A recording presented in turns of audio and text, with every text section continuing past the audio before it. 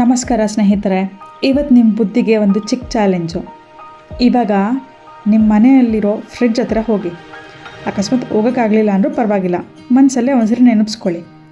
ಒಂದು ಪ್ರಶ್ನೆ, ಫ್ರಿಡ್ಜ್ನ ಹಿಂದಿನ ಭಾಗ ಯಾವತ್ತಾದ್ರೂ ಮುಟ್ಟು ನೋಡಿದ್ದೀರಾ? ಹೇಗಿರುತ್ತೆ? ಬಿಸಿ ಇರುತ್ತೆ ಅಲ್ವಾ? ಆದರೆ ಫ್ರಿಡ್ಜ್ ಮಾತ್ರ ತಣ್ಣಗಿರುತ್ತೆ. ಇದು ಹೇಗೆ? ನಿಮಗೆ ಅಕಸ್ಮಾತ್ ಏನಾದರೂ ಉತ್ತರ ಗೊತ್ತಿದ್ದರೆ ಈಗಲೇ ಕಮೆಂಟ್ ಮಾಡಿ.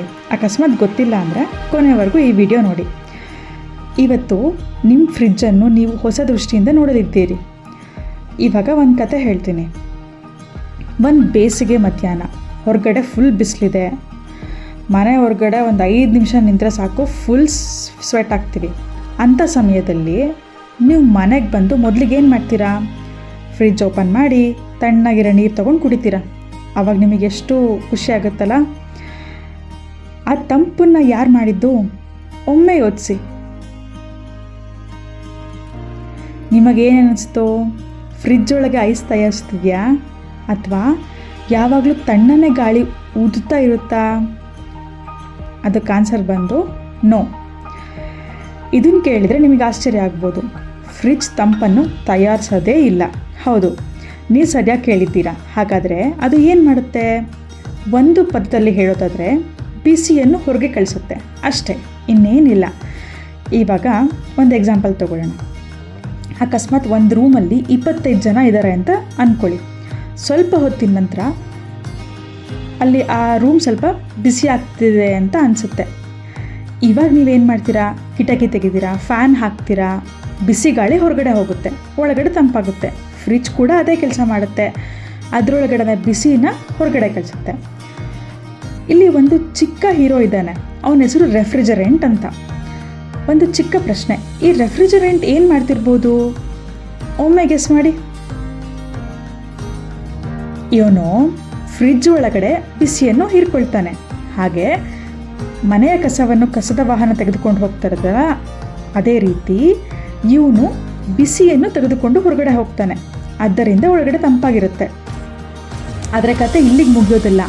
ಈ ಬಿಸಿಯನ್ನು ಹೊತ್ಕೊಂಡು ರೆಫ್ರಿಜರೆಂಟ್ ಫ್ರಿಡ್ಜ್ನ ಹಿಂದಿನ ಭಾಗದಲ್ಲಿರುವ ಕಂಪ್ರೆಸರ್ ಹತ್ತಿರ ಹೋಗುತ್ತೆ. ಕಂಪ್ರೆಸರ್ ಅದನ್ನು ಬಲವಾಗಿ ಒತ್ತುತ್ತೆ. ಒತ್ತಡ ಹೆಚ್ಚಿದಂತೆ ಅದು ಬಿಸಿಯಾಗುತ್ತೆ. ಈಗ ಅರ್ಥ ಆಗ್ತಿದೆಯಾ ಫ್ರಿಡ್ಜ್ ಹಿಂದೆ ಯಾಕೆ ಬಿಸಿ ಇರುತ್ತೆ ಅಂತ? ಯಾಕಂದರೆ ಒಳಗಿದ್ದ ಬಿಸಿ ಎಲ್ಲ ಅಲ್ಲಿಗೆ ಬಂದು ಹೊರಗೆ ಹೋಗ್ತಿರುತ್ತೆ. ಅದರಿಂದ ಫ್ರಿಡ್ಜ್ ಹಿಂದೆ ಬಿಸಿ, ಒಳಗಡೆ ತಂಪು.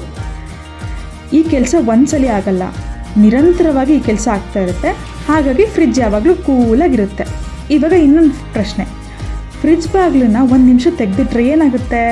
ಒಂದ್ಸಲಿ ಯೋಚನೆ ಮಾಡಿ. ಹೊರಗಡೆ ಇರೋ ಬಿಸಿ ಗಾಳಿ ಎಲ್ಲ ಒಳಗಡೆ ಹೋಗುತ್ತೆ. ಆವಾಗ ಫ್ರಿಡ್ಜಿಗೆ ಅಲ್ವಾ ಜಾಸ್ತಿ ಕೆಲಸ. ಅದರಿಂದ ಹೆಚ್ಚು ವಿದ್ಯುತ್ ಯೂಸ್ ಆಗುತ್ತೆ. ಅದಕ್ಕಾಗಿ ನಾವು ಅಗತ್ಯವಿಲ್ಲ ಅಂದಾಗ ಫ್ರಿಡ್ಜ್ ಬಾಗಿಲನ್ನ ಹೆಚ್ಚು ತೆಗಿಬಾರ್ದು. ನಿಮಗೆ ಇವಾಗ ಒಂದು 2 ಟಿಪ್ಸ್ ಕೊಡ್ತೀನಿ.